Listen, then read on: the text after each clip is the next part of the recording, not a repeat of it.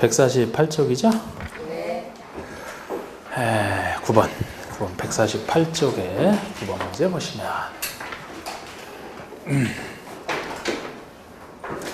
정비사업에 대한 설명으로 옳은 것은 일반 정비사업으로 인해서 종전의 임대료 기타 질이 사용료이 불합리하게 된 경우 당사자는 장래에 하여 그 증감을 청구할 수 있다. 정비법에서는 임대료 증감 청구는 인정이 안 됩니다. 전면 철거하기 때문에 임대료 증감 청구는 없고 목적 불가능 의뢰한 해지만 존재합니다. 개발법과 차이점이죠.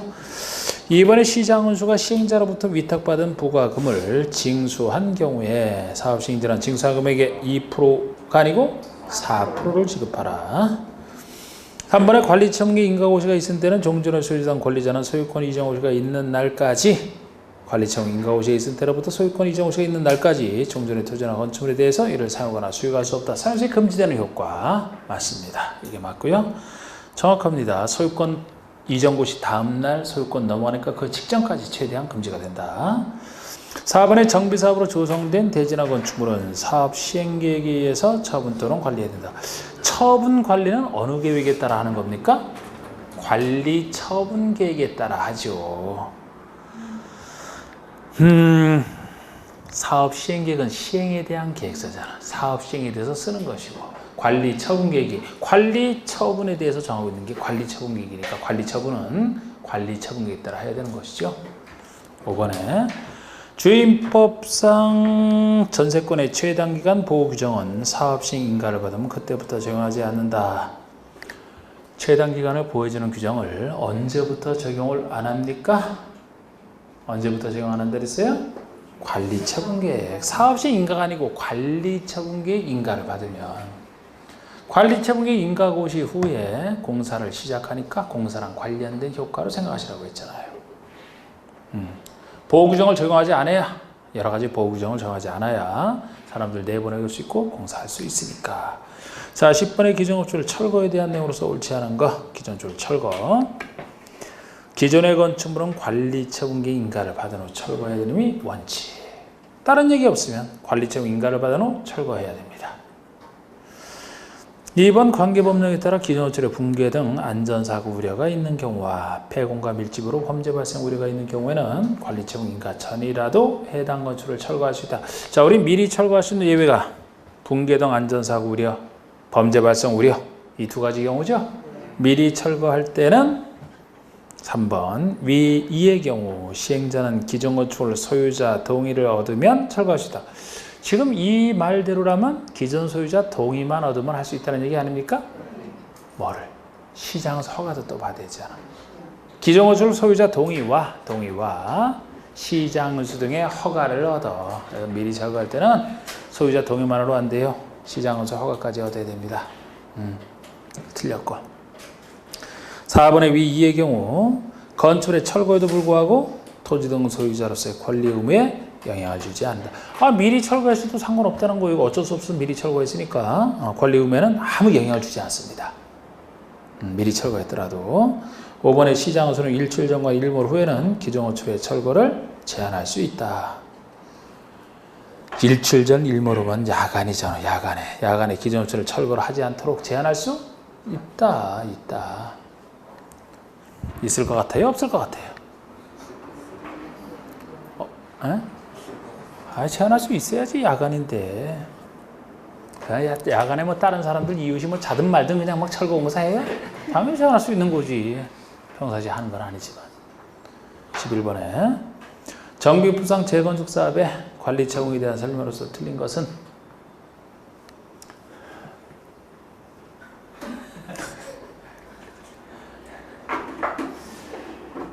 앉으시면 편하게 앉으세요.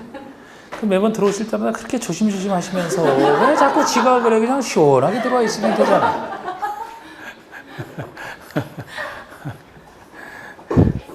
11번에 정비법상 재건축 사업의 관리 처분에 대한 설명으로 틀린 것은 자, 사업 시행으로 조성된 대지는 관리 처분에 의해서 관리하라. 2번 정비계획 지정 후 분할 진수를 취득한 자에 대해서는 관리처분계획으로 현금 청산할 수 있다. 구역 지정 후 분할된 땅은 투기랑 관련이 있다고 봐서 현금 청산 가능하다 그랬죠. 3번의 관리처분계획에는 분양 대상주별 분양 예정인 대지연철의 추산액이 포함되어 있다. 관리처분 내용 중에 하나입니다. 분양할 예정인 건축물의 추산액. 그래서 우리 청산금 명세는 없다 이렇게 했던 거. 4번의 주택 분양에 대한 권리를 포기하는 토지 등 소유자에게 임대택을 공급함에 따라 관리처분계획을 변경하는 경우에 조합총회 의결을 거쳐야 된다. 여러분 관리처분계획에 대해서는 조합총회 결의를 통해서 보통 관리처분계획이면은 조합총회에서 그죠? 얼마 동의였던가요? 과반수 동의죠. 과반수 동의. 시행계획이나 관리처분계획처럼 이 시행자 밑에 나오는 계획은 다 중요하고 이런 계획은 출석 정도수는 예외 20% 이상이 직접 출석. 의결 정도수는 예외 과반수 동의라고 했잖아요.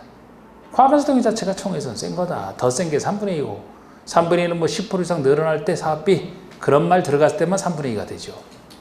그래서 인가를 그 다음에 인가를 받아야 되는데 지금 이거는 변경할 때 얘기거든요. 관리처분 변경할 때. 변경할 때도 원래 기본적으로 같은 절차를 거치는 겁니다. 그런데 경미한 변경일 때는 그 의결 필요 없고 시장을 속에 인가 필요 없고 신고만으로 되는 경미한 변경이잖아. 그럼 지금 이 내용이 경미하냐 안 하냐.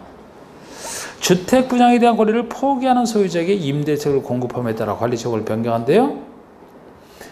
그러면 처음에는 이 사람은 처음에는 주택 분양을 받는 것으로 되어 있다가 주택 분양에 대한 권리 있던 권리를 본인이 포기하고 그럼 그 사람에게 줄 필요 없겠네 그죠? 그 사람에게 임대택 주겠다는 쪽으로 변경한다.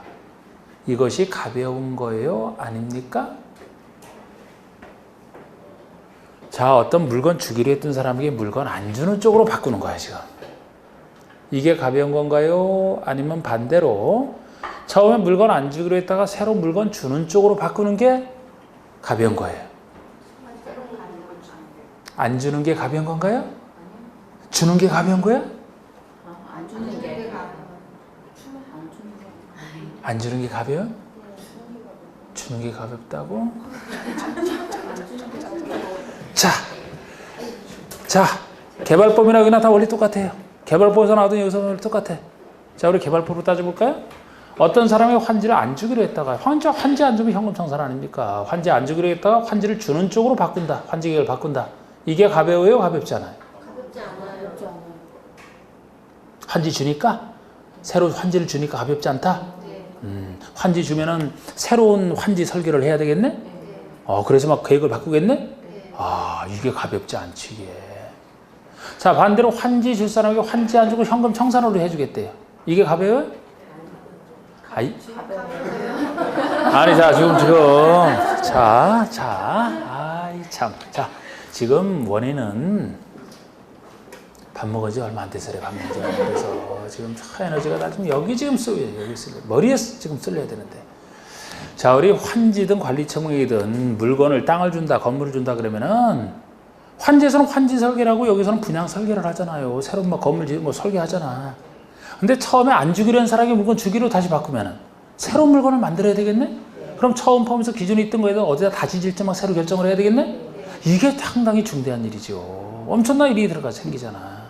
만약에 어떤 사람이 물건을 주기로 처음에 했다가 물건 안 주는 쪽으로 가면 그 물건 안 줘도 돼요. 새로운 설계 필요해요? 필요 없어 이제는. 그럼 그 사람이 안 주는데 그 사람 어떻게 하느냐? 그 사람에게 안 주면 이거 일반 부장 해버리죠. 더 비싼 돈 받고 일반 부장 해버리지. 설계를 다시 할 필요는 없다고 그러면. 있는 거 그대로 짓대? 지은 것을 일반 분양하면 돼요. 돈 더 받고. 조합원에게 주는 게 훨씬 싸잖아. 그래서 어떤 사람이 물건 받기로 했다가 물건 안 주는 쪽으로 그러면 대환영이야. 그냥 얼른 현금 청산해 주면 돼 그냥. 근데 물건 안 받기로 했던 사람이 그냥 받겠다고 우기면 곤란해지는 거지 그게. 원리 똑같은 거예요. 자 그럼 다시 여기 주택 분양에 대한 권리를 포기했어요. 그래갖고 그 사람이 주택 분양 안 해. 임대차 주겠대요. 가벼운 일이에요? 무거운 일이에요? 가벼운 일이지. 그러니까 의결 필요 없다 그래야지. 틀린 겁니다.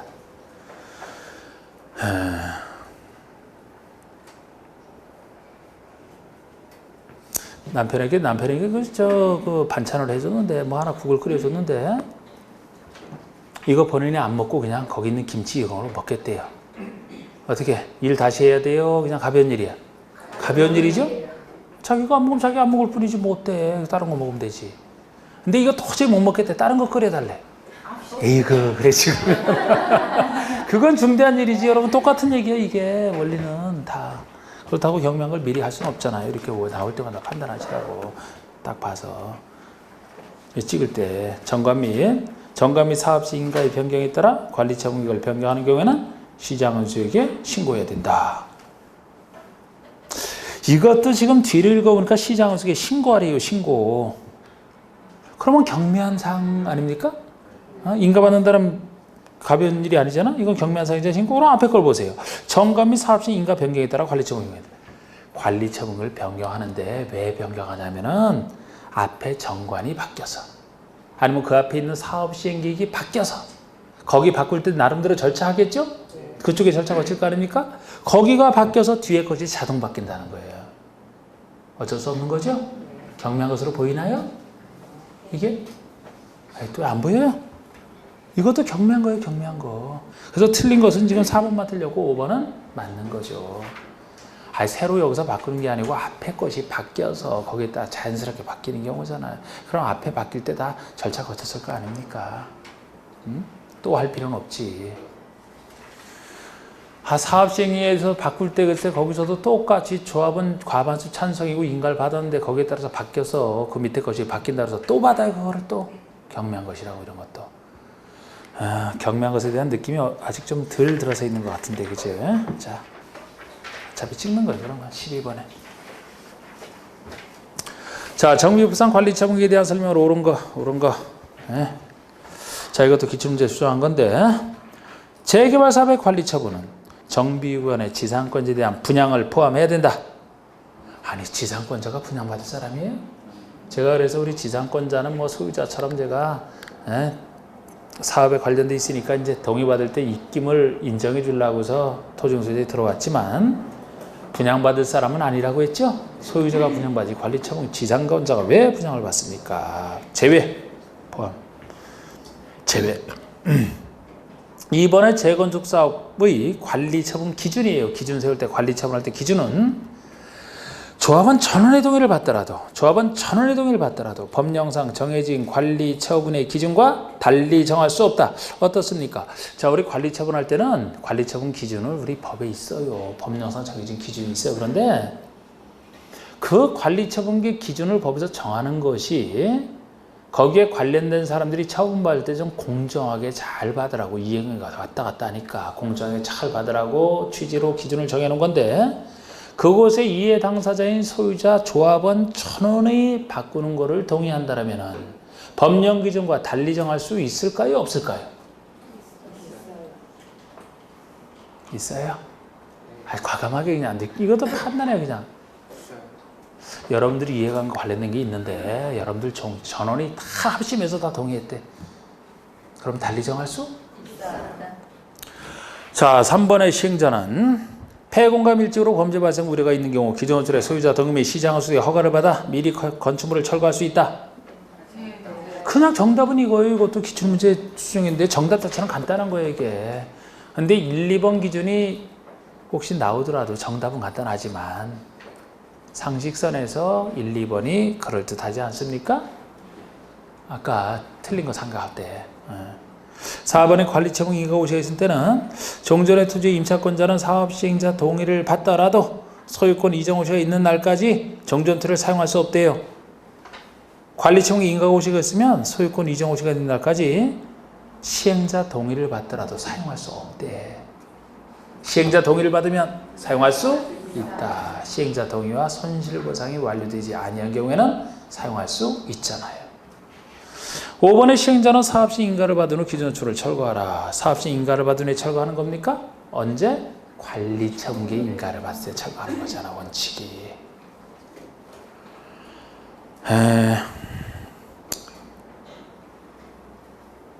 이것도 기출문제에서 정답 수사는 쉬운 건데 아닌 부분들 뭐 경미하거나 뭐 이런 거 따질 때 한번 해본 거예요, 상식선에서. 근데 글쎄 지금 한창 소화시키는 과정이 있기 때문에 약간 여러분들 반응이 약간 느린 것 같아서. 자, 이제 관리정고시 오늘 했던 부분이죠. 이거는 뭐 다음은 사업시행 완료 후 소유권 이전에 관한 절차이다. 맞는 것은 자 1번 분양을 받을 적에 통지하고 그 다음에 대지 확정 측량한대요. 벌써 더 이상 볼 것도 없죠?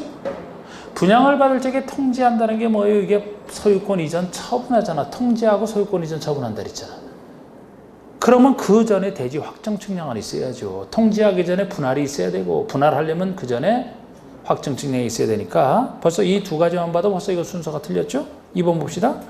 대지 확정 측량 후에 토지 분할을 했어요. 그럼 여기까지는 맞아요. 그리고 공사완료 고시 뒤가 틀렸죠?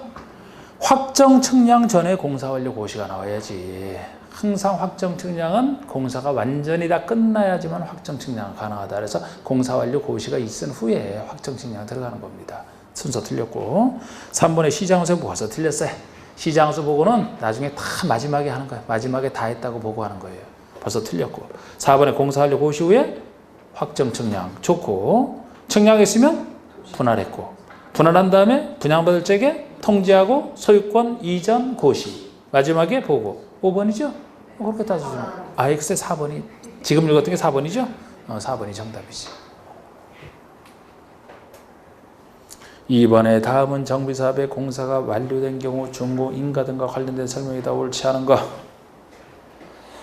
자, 시장운수 등이 아닌 시행자는 정비사업에 대한 공사를 완료한 때는 시장운수 등의 중고인가를 받아야 된다. 자, 시장운수가 아닌 시행자니까 공사 끝내면 누구에게 중고인가 받는 거예요? 시장운수 등에게. 정확합니다. 그러면 2번은 시장운수 등은 정비사업이 인가받은 시행계획대로 완료되었다고 인정하는 때에는 중고인가를 하고 공사 완료를 고시하라. 이게 시장운수가 하는 준공인가와 준공인가 하고 나서 공사하려고 고시하겠죠? 그 얘기입니다. 3번의 시장운수 등은 직접 시행하는 정비사업에 대한 공사가 완료됐어요. 완료를 지자체 공부에 고시하라. 시장운수가 직접 시행했으니까 자기 준공인가 안 받고 공사 완료 고시만 하라는 얘기죠. 4번의 시행자가 아닌 시장운수 등은 시행자가 아닌 시장운수는 준공인가를 하기 전에는 예정자가 완공된 호출을 사용할 것을 시행자에 대하여 허가할 수 없다. 허가할 수 있다지요. 있다지. 이게 준공인가 전에 허가할 수 있는 걸 얘기하잖아요. 준공인가 이후에는 허가가 필요 없고 그냥 쓰면 되니까 준공인가 전에 쓰려면 따로 시장운수에 허가를 받으면 가능하다. 그래서 시장운수는 허가할 수 있다 그래야 되죠. 허가할 수 없다면 아예 허가 못한다 아니죠. 5번에 시장운수 등이 사업시행자인 경우 시장운수 등이 사업시행자다. 그러면 허가를 받지 않고 예정자가 완공호출을 사용하게 할 수 있다. 시장운수가 직접 시행을 했다면 자기가 자기 허가 안 받고 그냥 본인이 시장운수니까 시행자에게 사용하도록 할 수 있다는 거죠. 03번에 자, 정비사업에 의해서 대지나 호출을 분양받을 자가 그 대지나 호출에 대해서 소유권을 취득하는 시기는 언제 소유권 취득합니까? 여러분? 소유권 이전 호시 다음날. 4번 대지나 건축물을 분양받을 자에게 소유권을 이전한 경우에 종전투자나 건축에 설정된 소유권을 권리는 소유권을 이전받은 대지나 건축에 설정한 것으로 본다. 저절로 넘어간다. 다음 중 그 설정된 것으로 넘어간 것으로 보는 것이 아닌 것. 여러분 소유권이 넘어갔을 때 동시에 뭐가 넘어간다 그랬어요? 각종 등기된 권리. 등기된 권리가 아닌 것 중에서는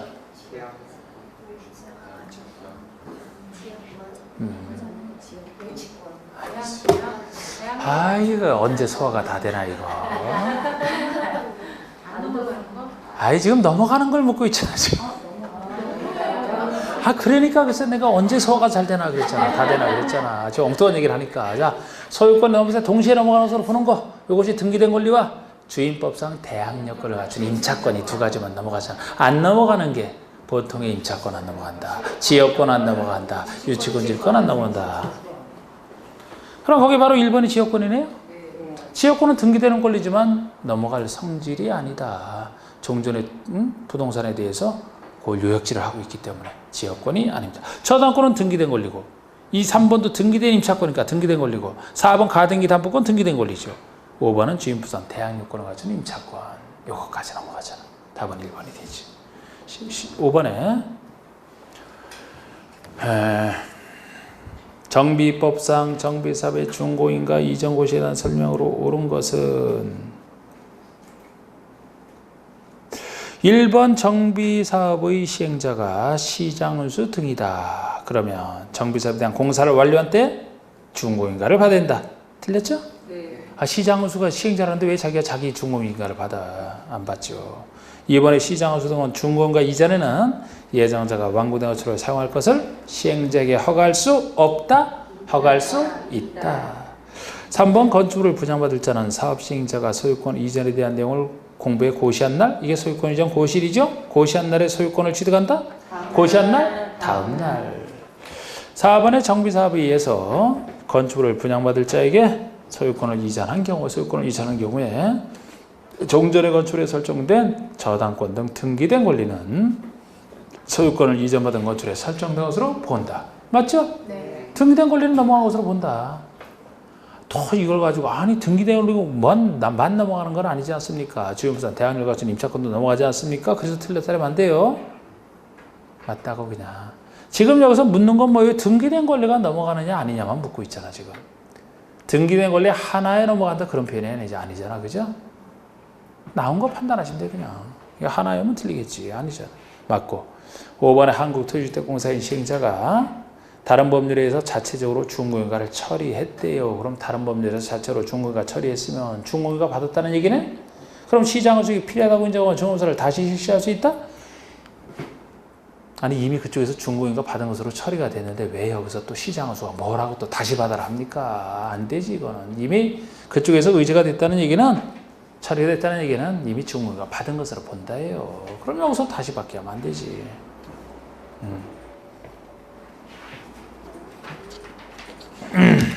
뭐 이것도 이 6번 문제는 이게 바로 다른 거 다 똑같은데 이게 작년 문제인가요? 예. 지금 틀린 거 찾는 건데 4번 보세요. 4번. 정비구역 준공인가에 따른 정비구역의 해제가 있으면 준공인가에 따른 정비구역의 해제가 있으면 조합은 해산한 것으로 본다. 자, 우리 준공인가에 따른 정비구역 해제라면은 공사 다 끝나서 정비구역 해제 것으로 보는 사유죠? 조합의 전속에는 영향을 미치지 아니한다 그랬죠. 그래서 조합은 전속한다 그랬잖아요. 조합은 할 일이 많아서 계속 남아 있습니다. 해산된 것으로 보는 거 아니에요. 이거 하나만 맞추는 이게 뭐 작년에 서로 신설된 것 같고 문제를 낸 거죠. 자, 우리 7번 문제. 청상업에 대한 내용이 다 틀린 거. 1번 시행자는 이전고시가 있은 후에 여기 이전고시라면 뭐 소유권 이전고시죠. 청상업을 징수하거나 지급해야 된다. 원칙이죠. 2번 정관등에서 분할징수나 분할지급에 대해서 정하고 있거나 총회 의결을 거쳐 따로 정했다. 그러면 분할징수나 분할지급할 수 있다. 예외적으로 분할징수 가능하다. 청상업에 대한 권리는 소유권 이전고시 다음 날로부터 5년간 행사하지 않으면 소멸한다. 소유권 이전고시 다음 날로부터 계산한 거 좋고 5년 맞네요. 4번의 대지나 호출에 대한 저당권을 설정한 권리자는 저당권이 설정된 토지나 호출 소유자가 지급받을 청산금에 대해서 저당권을 행사할 수 없다. 있다. 이거 틀렸죠. 이제 행사할 때는 지급하기 전에 압류를 해서 그죠? 5번의 시장은수에게 청산금 징수를 위탁한 경우 시행자는 징수한 금액의 4%에 해당하는 금액을 해당 시군에 교부하라. 맞습니다. 틀린 것은 뭐 4번만 틀렸네. 그냥. 정비법상 청산금에 대한 설명으로 틀린 거. 1번 조합총회 의결을 거쳐 정했다. 그러면 관리청이 인가 후부터 소유권 이전 고시일까지 청산금을 분할 징수할 수 있다. 맞잖아요. 고전에다 분할 징수할 수 있다. 의결을 거쳐 따로 정했어요. 2번에 종전에 소유하게 된 토지의 가격과 분양받은 대지의 가격은 그 토지의 규모, 위치, 용도, 이용사항, 정비사업 등을 참작하여 평가해야 된다. 그럴 것 같아요? 제대로 막 평가하라 그런 얘기입니까? 그래 그렇게 보시면 돼요. 그렇게 제대로 잘 평가하라 그 얘기죠. 3번에 청산금을 납부할 자가 이를 납부하지 아니할 때 시장허수가 아닌 시행자는 시장허수에게 청산금 징수를 위탁할 수 있다. 4번에 청산금을 징수할 거는 소유권 이전고시일로부터 5년간 행사하지 않으면 소멸한다. 한 끝으로 틀리게 해놨네. 5년은 좋은데 소유권 이전 곳이 다음 날이죠. 다음 날이 빠져서 틀리게 된 최근 문제예요. 이것도 5번에 정비사업이 시행지역 안에 있는 건축물에 저당권을 설정한 권리자는 그 건축의 소유가 지급받을 청산금에 대해서 청산금 지급하기 전에 압류를 해서 저당권 행사할 수 있다. 아까 저당권은 물상대. 9번의 다음은 정비법상 이전 고시 후 등기, 사월절하 등기를 얘기하죠. 등기에 대한 사항이다. 옳은 것은 시행자와 등기를 받을 자가 공동으로 신청한다. 어떻게 해요? 단독 신청이라 했잖아. 시행자 혼자 단독으로 신청한다. 공동 신청에 대한 예외 단독 신청. 시행자 혼자. 시행자는 등기를 신청할 수 있다. 그래요? 할 수 있다는 거 해야 한다지. 등기전 강제주의.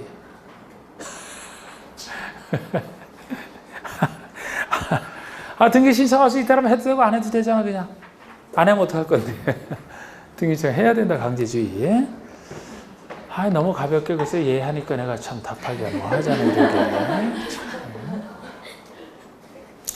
제가 이렇게 틀린 거를 지적할 때마다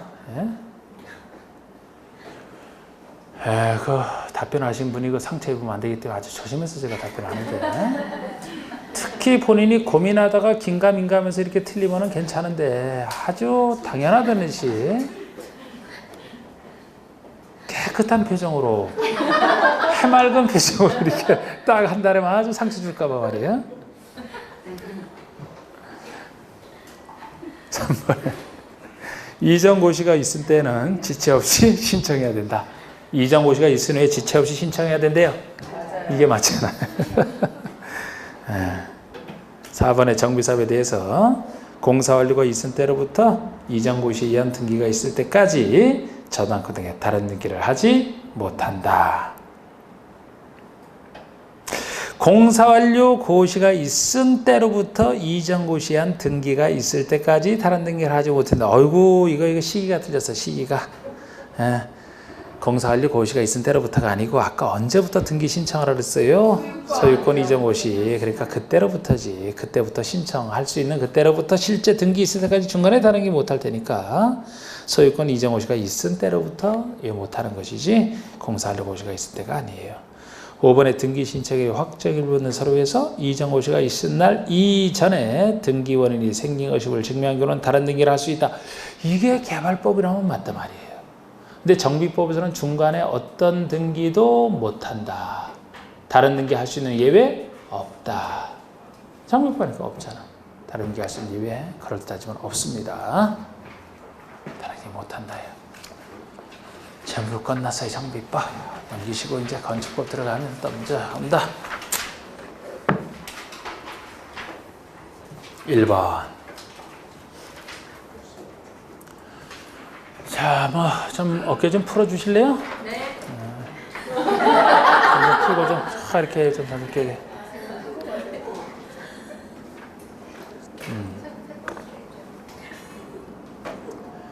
점심 드실 때 든든하게 드셨어요? 너무 든든하게 먹으면 확실히 잠이 잘 온다니까. 또 그냥 신선한 거 먹는다고 막 어떨 때 요새 도시락 싸가지고 오신 분 있는지 모르겠네. 그래서 상추 같은 거 막 먹고 그러면 그냥 아주 좋은 거 딱 식빵이에요. 상추. 우유 같은 거 팍 드시면 그냥 굉장히 졸려.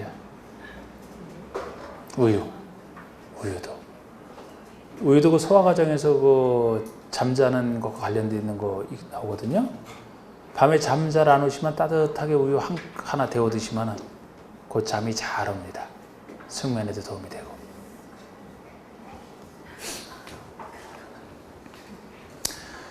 술도 도움이 되는데 술은 많이 먹어야 돼. 많이. 술은 어설프게 먹으면 오히려 흥분이 돼서 잠이 안 와요. 많이 먹어야 돼. 근데 그건 이제 한때는 몰라도 계속 반복하다 보면 이제 간이 망가져가지고. 자, 1번 문제. 그래서 용어에 대한 설명 중 옳은 거. 자, 우리 건축물이란 토지에 정착하는 공작물 중에서 지붕과 기둥 그리고 벽이 있는 것과 이에 따른 시설물을 말한다. 어디가 문제가 있나요? 아니 문제 없나요? 어디가 문제가 있어요? 아니 공작물 맞죠? 공작물 중에서 이 요건 갖춘 걸 건축물이라고 하니까 공작물은 사람이 만든 인공시설물 다 공작물이라 하죠. 통째적으로 네? 그리고가 틀렸지. 그리고가 지붕과 기둥 또는 벽이잖아. 또는 아마 유학생 웃으면 또는에 밑줄이 가 있을걸요? 또는에 두 가지 요소만 갖춰야 된다. 이대로라면 세 가지 요소만 다 갖춰야 된다는 얘기 아닙니까? 딸린 지점을 포함해서 2번에 따라서 토지에 정착하지 아니하는 지하 또는 고가의 공작물에 설치하는 사무소, 공연장, 점포, 차고, 창고는 건축물이 아니다. 건축물이죠. 그래서 토지에 정착하는 것 중에 아까 그 요건 갖춘 거 정착하지 않은 지하나 고가의 공작물에 설치하는 거 다 포함이잖아요. 그래서 1, 2번이 두 가지 아닙니까?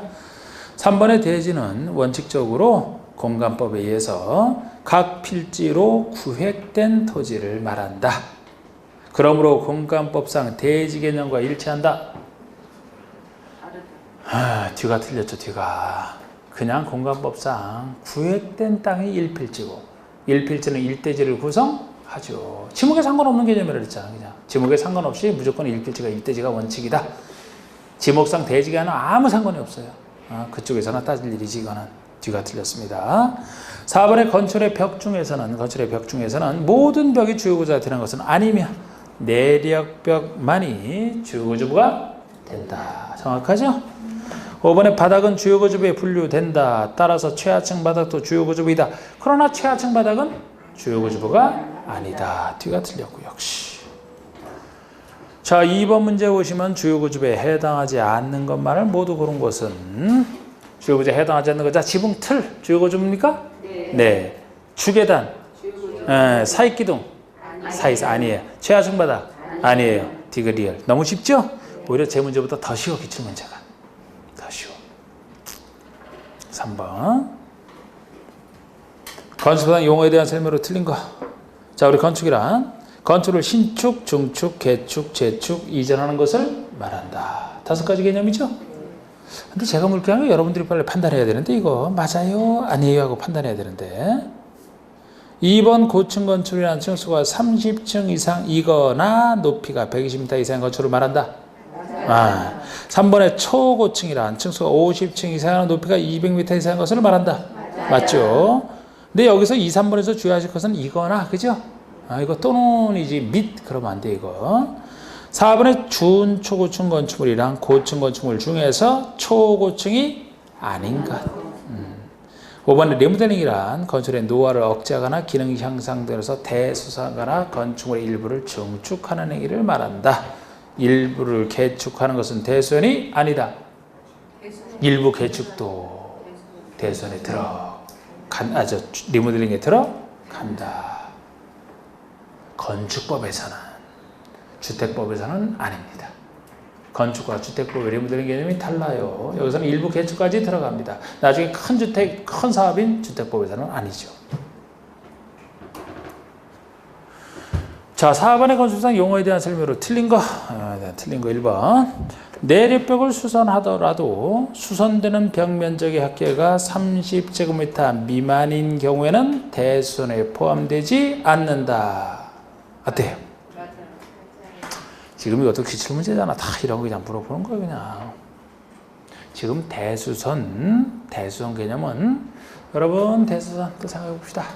주로 주요구조들 증설, 해체, 수선 변경하는 건데 이 주요구조 등 중에서는 3이라는 숫자랑 관련되는 거 아닌 것부터 3이라는 숫자랑 관련되는 건 5가지밖에 없죠? 그게 뭐예요?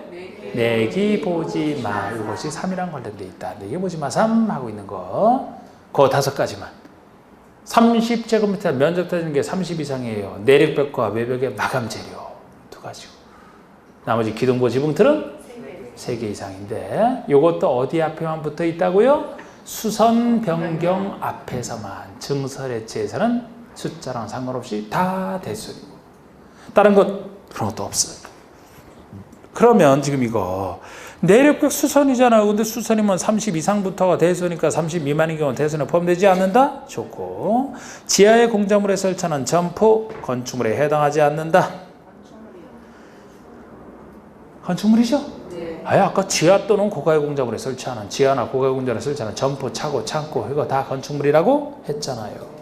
그러니까 이게 28회 때 2년 전의 문제지만 기초를 갖고 낸 거야. 기초를 가지고 2번이면 당연히 2번이 답이죠. 3번의 구조 개선서와 시방서가 이거 할 때는 발음 조심해야 돼. 안 그러면 큰일 나 이거. 방향을 보여주는 게 시방서예요. 보일파 시자. 설계 도서에 해당되겠죠? 각종 도서? 각종 도서에. 근데 이거 몰라도 그냥 2번이잖아. 2번 정답은. 막다른 도로의 구조와 너비는 막다른 도로가 도로에 해당하는 여부를 판단하는 기준입니다. 자, 우리가 강론파태라는 개념 중에서 여기저기 떨어져 있는 거 지금 한 거잖아. 강론파태는 말 중에서 도로 개념이라면 보통 통과도로가 원칙이지만 막다른 도로 예외적으로 존재하잖아. 막다른 도로의 너비에 따라, 길이에 따라, 너비에 따라서 그죠? 결정이 되는 10m 미만이면 2m 이상은 포기되고 10에서 35 사이면 3m 이상은 되고 35 이상이면 6m 이상은 돼야 되는 그 말까지는 생각이 안 나나요? 생각이 안 나도 괜찮다 했습니다. 그거는 너비 구조 5번에 고층 건축물의 한 층수가 30층 이상이거나 높이가 120m 이상인 건축물을 말한다. 좀 아껴놨던 거. 그래서 틀린 것은 2번만 틀렸고 5번의 건축상 용어에 관련된 설명으로서 틀린 것은 자 부속 건축물이란 주된 건축과 분리된 주된에서 분리된 부속 용도의 건축물로서 주된 건축과 다른 대지에 건축된 건축을 말한다. 틀렸어요. 주된 건축물과 다른 대지가 아니고 같은 대지에 있어야 돼.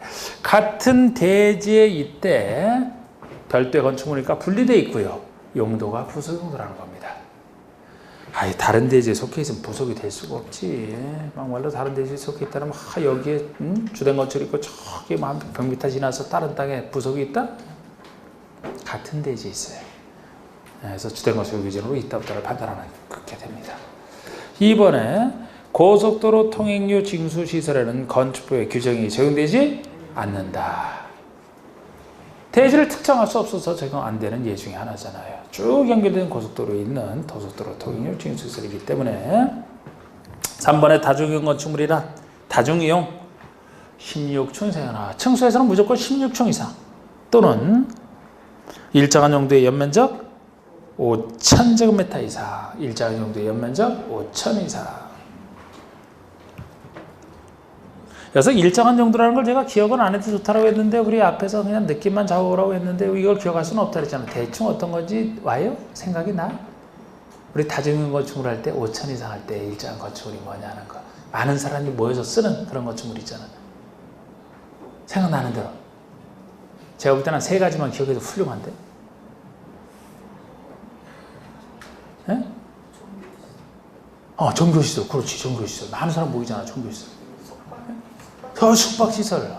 많은 사람 모이는 숙박시설.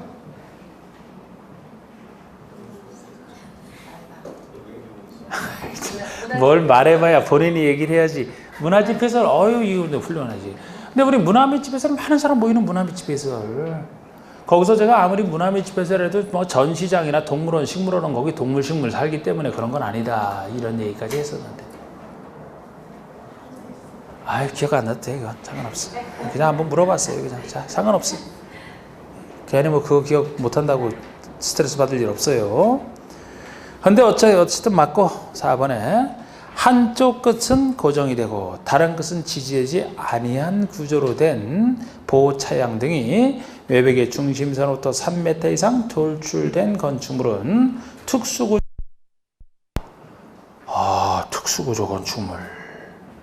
요약서에서 보지도 못했는데 특수구조 건축물은 기본서엔 그 전에 한번 나왔던 것 같은데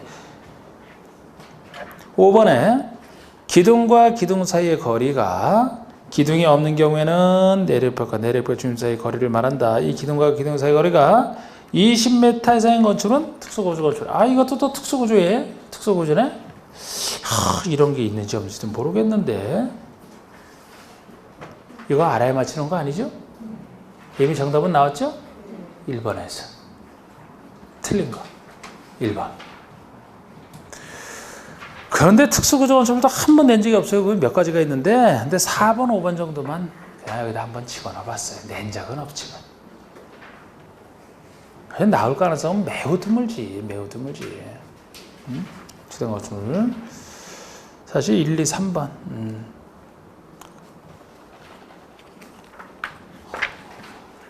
자, 6번에 다음 건축물 중 건축부의 적용을 받는 걸 찾아라. 이런 건 뭐 여러 번 나왔던 거예요. 여러 번 나왔던. 이것도 기출문제지만 그전에도 여러 번 나왔단 말이야.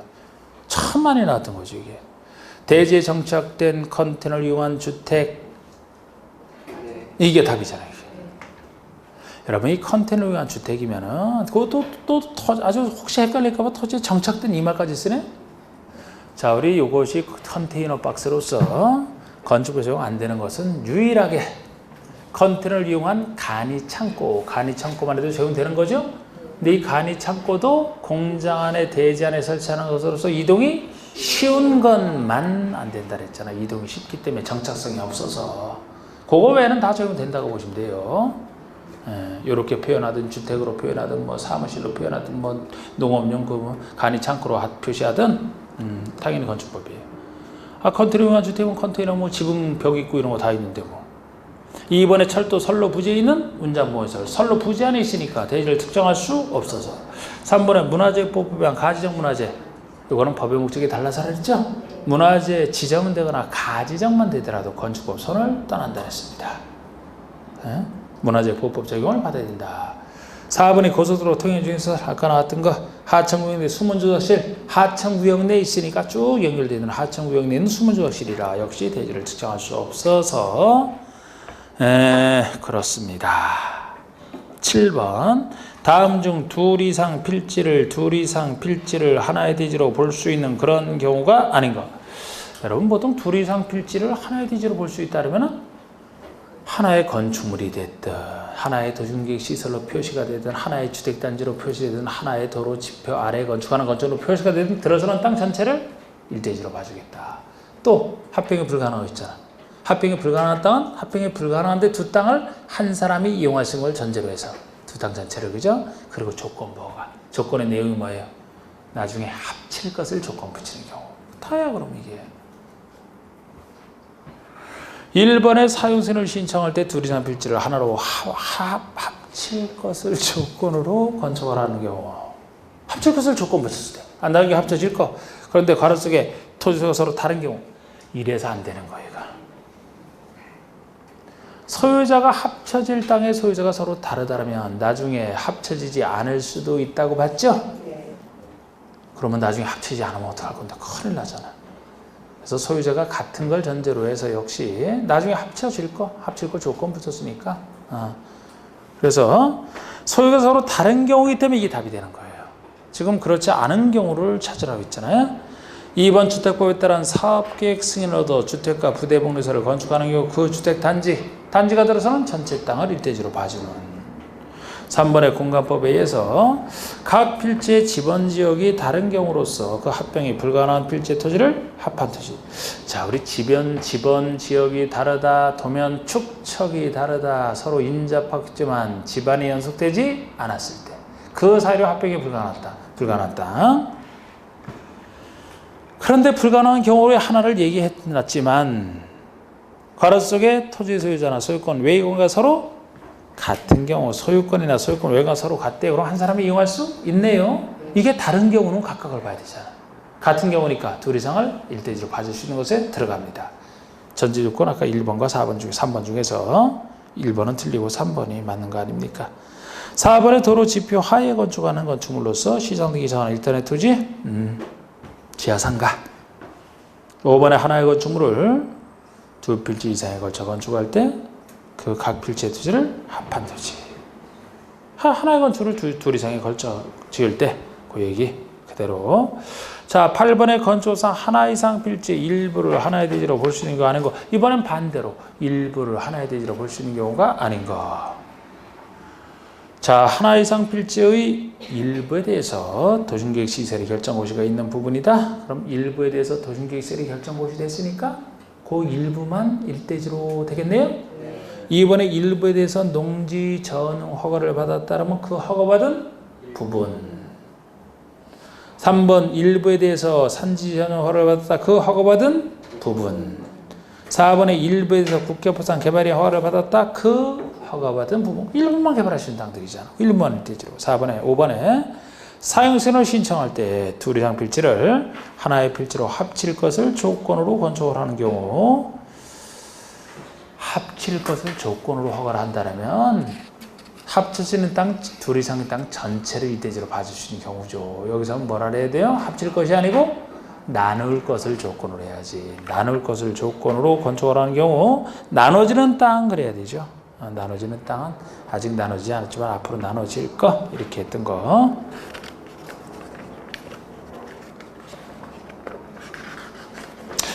자, 우리 9번에 건축상 일정한 공작물은 축조하고자 하는 경우에 시장구청에 신고해야 된다. 이에 해당하지 않는가? 자, 우리 신고 대상 해당하지 않는 거예요. 여러분 요거 숫자가 빨리 해보고 나서 봅시다.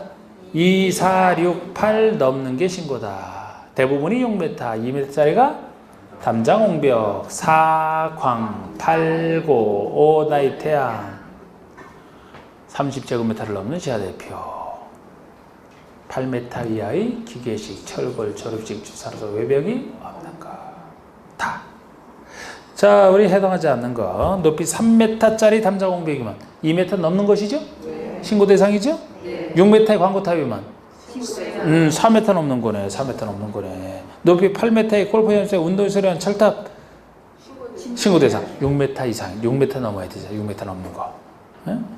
9m 고가수주면 신고. 8m 넘는 고가수주 8, 9에 들어가잖아. 8, 9. 5번에 높이 10m짜리 기계식기와 철골 외벽이 없는 거 8m 이하야 돼요. 신고가 되려면 여기 10m는 아예 못 져요. 못 져. 8m 이하가 신고입니다. 8m 이하. 공작업은 최대가 신고밖에 없잖아. 자, 10번 더 봅시다. 건축법 적용하는 공작물에 대한 설명으로 틀린 거. 공작물. 건축법 적용하는 공작물. 건축법에서 정하는 일정한 공작물은 자치시, 자치주사, 시장에서 우천자에게 축조 신고해야 된다. 누구에게를 묻고 있죠? 제가 건축에 나오는 각종 허가 신고는 대부분 다 여기처럼 자치시, 자치주사는 당연히 들어가고 시장운수, 구청장까지 들어가잖아. 이번에 높이 6m를 넘는 태양에너지 발전 설비를 설치할 때는 신고해야 된다. 맞아요? 5m 넘는 거. 이거 틀렸지. 여기서 6m짜리 이렇게 하면 얘기가 달라지는데 6m를 넘는 범위를 물었잖아. 그럼 여기서처럼 6m 넘을 때 신고해야 된다면 6m까지는 자유롭게 할 수 있다는 얘기가 되죠? 아니잖아. 이거는 5m 넘을 때잖아. 5m 넘을 때. 이건 범위로 보시는. 그게 틀렸고 3번에 높이 6m를 넘는 통신용 철탑 주상에 설치하는 경우에 이 통신용 철탑은 주거와 상업적에 설치하는 경우 요거 신고 대부분에 들어가는 6m짜리인데 주상에 설치한 걸 전제로 해서 신고 대상으로 하고 있습니다. 4번에 높이 8m 이하의 기계식 주차장, 철골, 조립식 주차소 외벽이 없는 것을 설치하는 경우에 신고 8m 이하 기계식 철골, 조립식 주차소로서 외벽이 없는 거. 5번에 건축에 딸린 높이 2m를 넘는 담장을 설치할 때는 신고할 필요 없다. 2m 넘는 담장인데 왜 신고할 필요가 없습니까? 건축물에 딸려 있기 때문에. 건축에 딸려 있으면 딸린 시설물서 건축물 개념에 포함되기 때문에 건축물에 대한 전체적인 허가 신고로 충분하지 별도로 공작물 신고하는 거 아닙니다. 여기서는 그래서 건축물과 분리되어 있는 공작물 지을 때를 전조하는 규정이 되겠습니다. 10분 쉬었다 할까요 여기서? 쉬세요. 졸려.